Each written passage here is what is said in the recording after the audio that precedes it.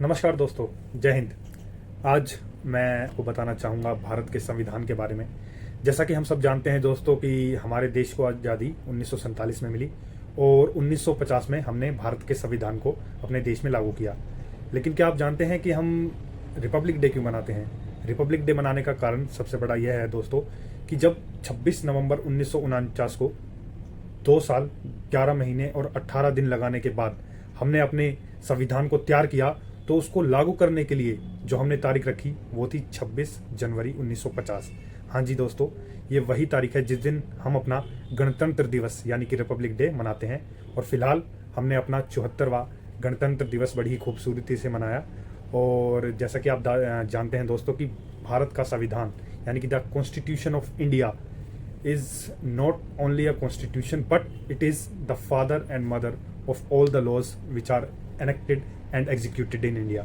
आपको एक इंट्रोडक्शन देना चाहूँगा भारत के संविधान का, जो हमारी ड्यूटीज़ और हमारे राइट्स हैं उन दोनों के ही बारे में बताता है।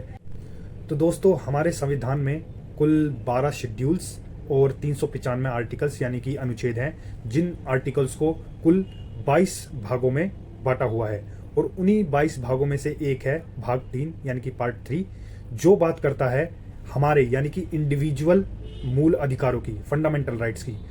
कुल 6 फंडामेंटल राइट्स हैं हमारे कॉन्स्टिट्यूशन में, जो अधिकार हमें मिले हुए हैं इंडिविजुअली, जिनको हम एंजॉय कर सकते हैं।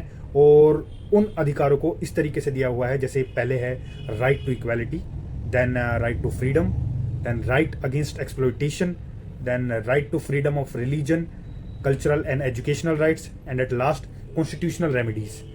ये ऐसे अधिकार हैं दोस्तों जिनको आप बिना किसी रुकावट के एंजॉय कर सकते हैं। और अगर आपके अधिकारों का, आपके मूल अधिकारों का जो आपको संविधान से मिले हुए हैं, उनका कोई उल्लंघन करता है, इन्फ्रिंजमेंट करता है, तो आप आर्टिकल 226 और आर्टिकल 32 के माध्यम से हाई कोर्ट और सुप्रीम कोर्ट में रिट लगाकर इन अधिकारों को बचा सकते हैं। रिट क्या होती हैं दोस्तों, ये आने वाली वीडियो में मैं आपको बताऊंगा। पर आप जानते हैं कि जो ये हमारे 6 मूल अधिकार हैं, 6 फंडामेंटल राइट्स हैं, जो हमें कॉन्स्टिट्यूशन में मिले हुए हैं, ये 1978 से पहले 7 हुआ करते थे। यानी कि हमें 7 मूल अधिकार, 7 फंडामेंटल राइट्स दिए हुए थे कॉन्स्टिट्यूशन ने। लेकिन 1978 में 44वां संशोधन लाकर यानी कि 44th अमेंडमेंट लाकर कॉन्स्टिट्यूशन के अंदर राइट टू प्रॉपर्टी, जो 7वां हमारा एक फंडामेंटल राइट था, उसको एक कॉन्स्टिट्यूशनल और लीगल राइट बना दिया गया।